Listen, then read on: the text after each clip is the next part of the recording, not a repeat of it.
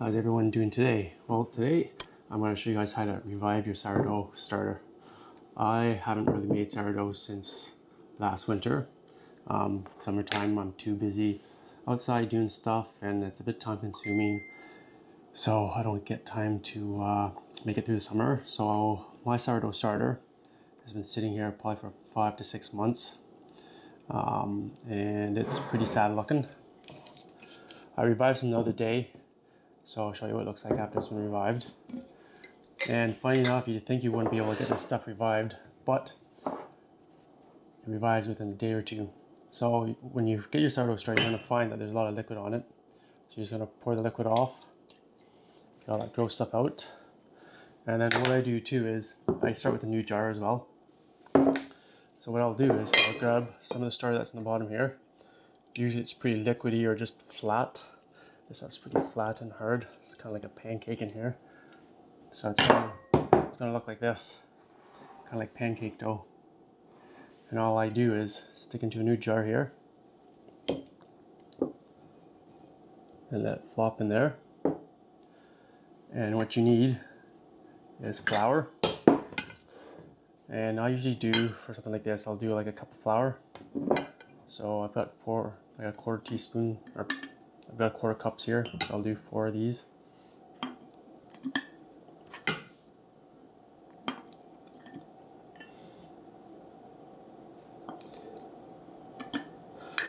So that give it lots of stuff to feed on. And in the meantime as well, I want to make some sourdough bread this afternoon, or I guess start this afternoon. So I'll show you what this looks like here after it's been revived. So when you pull it out,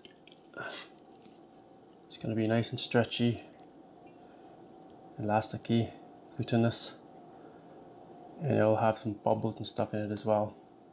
So what you want to do with this as well is take some of it out, probably half of it, and then load it up as well. I'm going to do 3/4 of a cup in here because it's a smaller jar.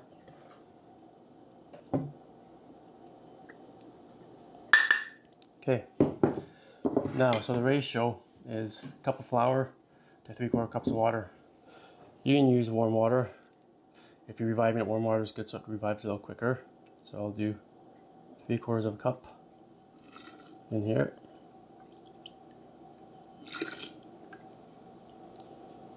I'll do a half cup in this one here.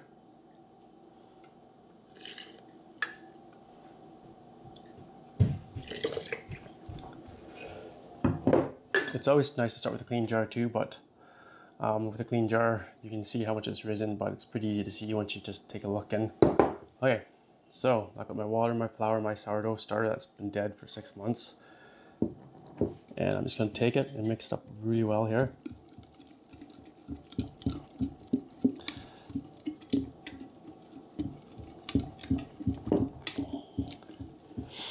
Now I usually have 2 jars on the go because I like to make 2 loaves at a time. But I think I'm going to probably try 4 or 5 loaf batch. Because what I do is freeze it. I'll make like 4 or 5 loaves at once, freeze it, and then I'll have it for the next week or 2. Because it is pretty time consuming. So all you want to do is just make sure you get all the flour, sourdough starter mixed up from the bottom of the jar. So that feeds it nicely. Okay.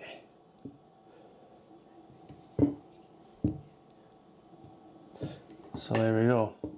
Now we're just going to set this aside in a warm area of your house. I'm going to put a lid on it as well in a minute. And then this isn't going to do a whole lot today. It's probably just going to sit there and feed on the sourdough starter.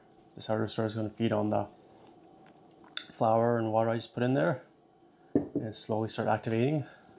But this stuff is going to be real good at the end of the day. So we'll mix this one up as well here.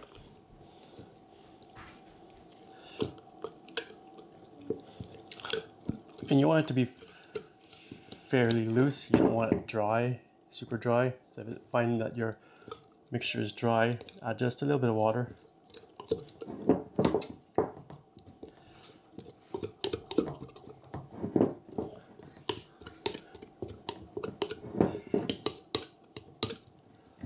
And I scrape the edges down a bit here.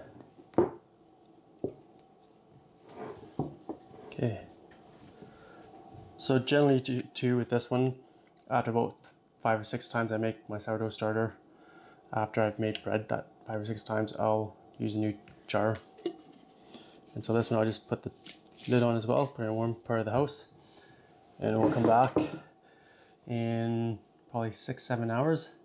We'll show you how it's faring up. Okay, here's the sourdough starter that is the good stuff that I had revived a few weeks ago. It's risen right up to about here. Usually I like to let it rise to the very top, but it's kind of cold in the house today.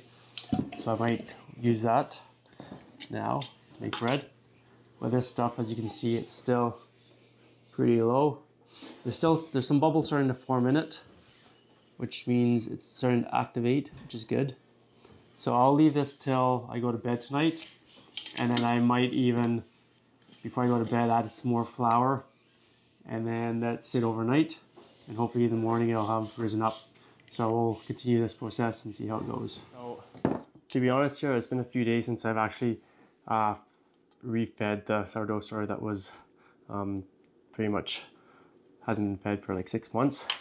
I kind of got a bit of a cold and didn't feel like finishing it off, but it's probably about 4 days later.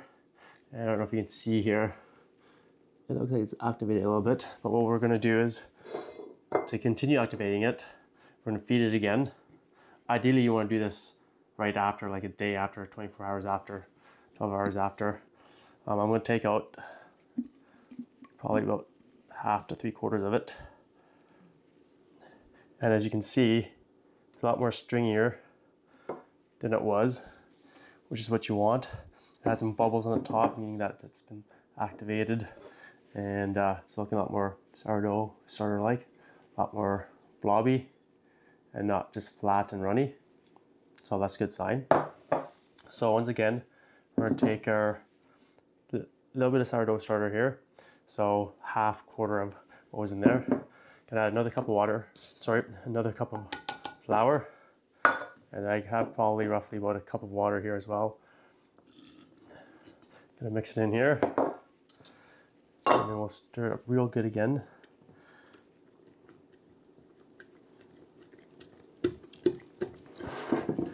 Now once it's stirred up, we will let this sit on the counter for the rest of the day, and we'll come back and see how well it's activated. Hopefully it has risen up the jar. So double check, make sure everything's mixed in nicely here. So the sourdough starter will feed off of your flour. And what's going on is all the natural yeast, bacteria, and air, that is your natural yeast, your sourdough starter. So you don't need yeast that you buy from the grocery store. It's all natural. And there we go. Okay, so I'll let this sit here. We'll come back in a little bit. All right, it's been probably 2 hours since I started the second feeding of the sourdough. You can see that's coming up nicely here. So it is starting to activate. It's starting to get some of the bubbles coming into it. So maybe what I'll do, I'll let this rise up tonight, and I'll show you what it looks like after this. And then basically after this process, I'll probably do it for another day or two to get it really activated. And then from there, you can probably feed it maybe once a week to keep it going. And if not, if you're baking every day or every other day, you can feed it almost every day so that it's nice and activated. It's got a nice bacteria in there for the sourdough flavor and the smell. It smells really good. It's starting to smell now because I've got a bit of a pluggy nose still from my cold, but definitely smells like sourdough starter, which is nice. So we'll come back later on and we'll show you how it looks after she's activated and risen a bit more. All right, so I didn't actually check this last night. I totally forgot, which is fine. But it's the next morning now, and it's pretty bubbly, smelling pretty sourdoughy. So what I'll do, I'll pour it onto a plate here, show you what the consistency looks like. So it's a little thin, but that's okay, because what we're going to do is we're just going to do another round of it, feed it again, and it'll be ready to go. So there you go, guys. Quick way to revive your sourdough starter if you've neglected it for a few months like I did. It doesn't take long to get it back again. Ideally, you should probably feed it for a week just to make sure that it's really good and strong again, and the cultures are happy in there. Then you can start making your sourdough bread after that. So hope you guys enjoyed that and found it helpful. So thanks for watching, guys. Don't forget to subscribe to our channel, give it a thumbs up, share it around, and hope you're all doing well. We'll see you later.